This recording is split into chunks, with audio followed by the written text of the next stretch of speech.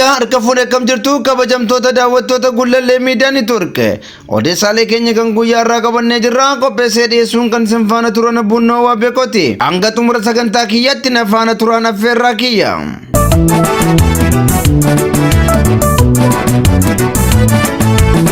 Walwaraansi waraana bilisummaa Oromoo fi loltoota mootummaa gidduutti adeemaa jiru sadarkaa yaaddeessaa irra ga'ee jira jechuun caasaaleen mootummaa tokko tokko yaaddoo isaanii ibsatan.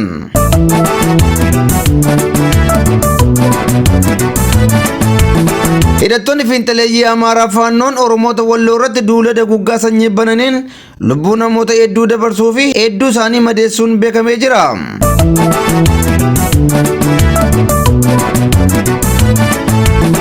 Lixa Shaggar aanaa daandii keessatti abbaan maatii tokko waraana sirna Piippiin qeesaa irratti ajjeefamuun beekamee jira.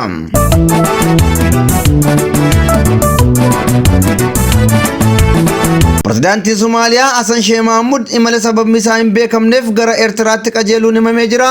Irra deebiin akkam jirtu kabajamtoota daawwattoota Gullallee Miidiyaa Neetwoork.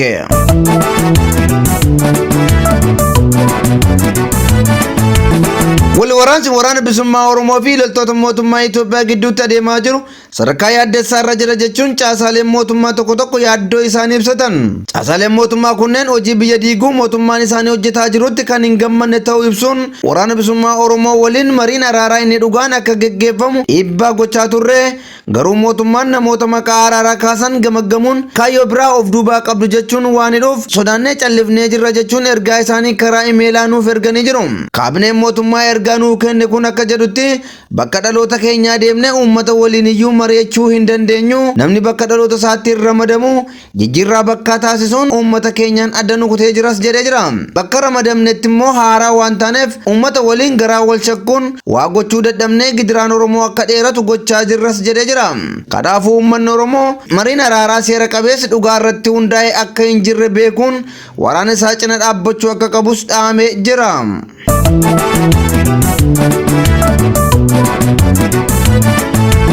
Hidhattoonni fiinxaleeyyii Amaaraa Faannoon Oromoota Walloo irratti duula daguggaa sanyii bananiin lubbuun namootaa darbuu fi madaa'uun beekamee jira.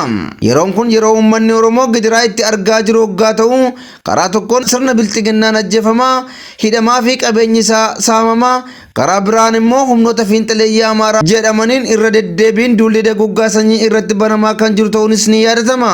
Lola hidhattoonni kunneen roobii amajjii 4 bara 2024 irraa eegaluun hanga amajjii 7tti hawaasa nagaa irratti bananii jiran. Kanaanis namoonni hedduun kan du'anii fi gariin isaanii immoo madaa'anii jiraachuu maddeen keenya himee jira. Akka maddeen keenya himanitti namoonni 18 ajjeefamuun hedduun immoo madaa'anii jiraachuu yoo dubbatan, namoota du'an keessaa muraasni kan maqaa isaanii arganne Abdallee Asuu, Ali Muhammad Ali, Muhammad Yaadalii, Hassan Said kanneen jedhaman ajjeefamanii jiru. Akka jiraattonni dabaluun dubbatanitti murni bilxiginnaa biyya bulchina ofiin jedhan yeroo hidhattoonni kunneen hawaasa nagaa irratti ajjechaa fi madoo raawwatan humna waraanaa erguu dhabuun uummanni kunneen akka miidhamaniif callisanii ilaaluutti guddoo gadduu isaanis himanii jiru.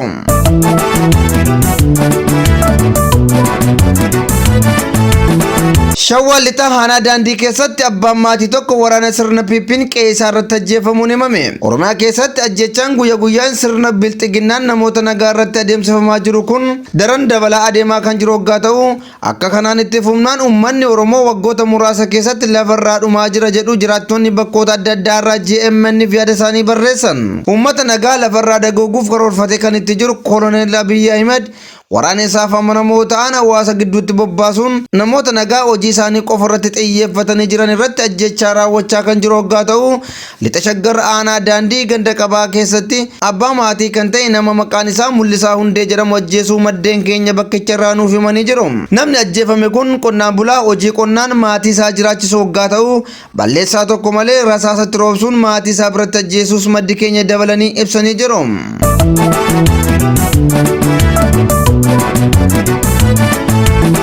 Qellam Wallaggaa aanaa Gidaamii keessatti namni tokko yoo ajjeefamu manneen qonnaa bultootaa gubachuu fi saamamuunis odeeffamee jira. Waraanni akka seera addunyaatti nageenya hawaasaa eeguu fi namoota meeshaa maleeyyiif wabii ta'uun akka tajaajilaniif leenji'anii kan bobbaafaman waggaa ta'u Impaara Itoophiyaa keessatti garuu faallaa addunyaa namni mana murtiitti dhiyaatee yakkisaa otoo hin ilaalamne ajjechaa jumlaa hidhaa fi gubaatii manneenii saamicha irratti raawwachuun Oromoo dararaa jiru. Haaluma kanaan hidhattoonni murna bilxiginnaa bobbaafaman kunneen gochoota manneen gubaatii fi ajjechaa akkasumas saamicha bifa adda addaan kan duraa caalaa qabatanii hawaasatti bobbaafaman yoggaa ta'u Qellem Wallaggaa aanaa Gidaamii ganda gaara kormaa keessatti qonnaan bulaa maqaan isaa Abtaamuu Mariqaa Daaffisaa jedhamu balleessaa tokko malee qabuun bakka gabaa Jimaataa jedhamutti ajjeesuu jiraattonni himanii jiru. Aanichuma ganda Kusaayee keessatti qabeenya hawaasaa nagaa saamuun manneen isaanii ammoo barbadeessanii jiru. Daawit Aggasuu, Daagimii fi Eeliyaas Lammaa warreen jedhaman qabeenya isaan mana keessaa qaban kanneen akka midhaanii saamanii yoo fe'atan qabeenya socho'uu hin dandeenye ammoo abiddatti qabsiisuun daaraa godhanii deemuu jiraattonni nuuf eeranii jiru. Namoonni kunneen qabeenyaa fi manni isaanii jalaa gubate waan barbadaa'eef yeroo ammaa maatii isaanii waliin bakkeef saaxilamanii jiru jechuun maddeen keenya dabaluun ifoomsaniiru.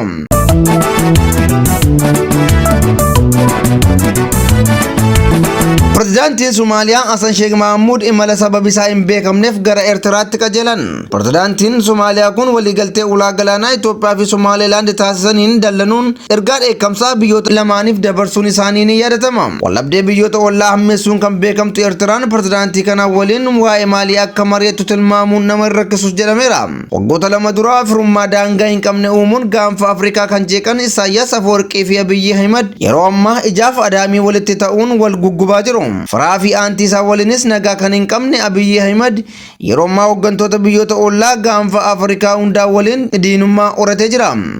Kanaanis Hassan Sheikh Mahamuud Somaaliyaa irraa ka'uun Isaayyaasiin daboo kadhachuu Asmara akka deeman tilmaamni kaawwamaa jira.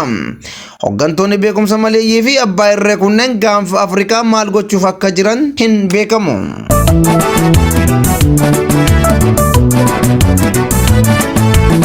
Ayyaani kabajamtoota daawwattoota Gullallee Miidiyaa Neetwoorkii sagantaaleen keenya kan guyyaa irraatiif qabanne kan hangasii ture qopheessee dhiyeessuun kan isin faana ture ana Bunnoo waa beekote. Isinis qophiileen keenya yeroo hundumaa akka isin bira ga'aniif toora YouTube Gullallee Miidiyaa Neetwoorkii subscribe share godhaa isiniin jenna. Waan daawwattaniif galatooma.